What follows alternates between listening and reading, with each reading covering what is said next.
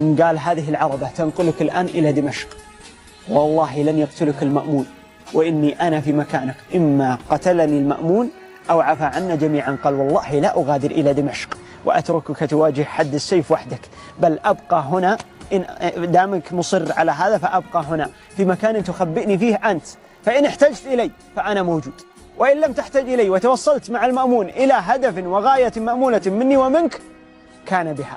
فخبأه.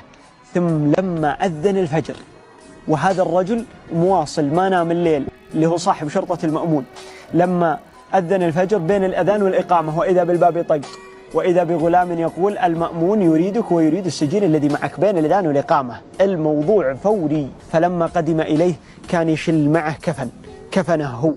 فلما رآه المأمون قال ويح أين السجين؟ قال ليس معي. قال والله لأن قلت لي إنه هرب قسم بالله أن نقطع رأسك من بين كتوفك. ويقولها والغضب يفور من عينيه. قال لم يهرب يا أمير المؤمنين، ولكن أنا أريد أن تسمعني فقط، اسمعني. قال قل وأنا أستمع إليك. فقال له القصة من بدايتها إلى نهايتها. واليوم أيها المأمون أنا بين يديك، لا أستطيع أن أعطيك هذا الرجل، إن أردت يا أمير المؤمنين فاشفع، وإن أردت أن تقتل فاقتلني، أما الرجل فهو في ذمتي أنا.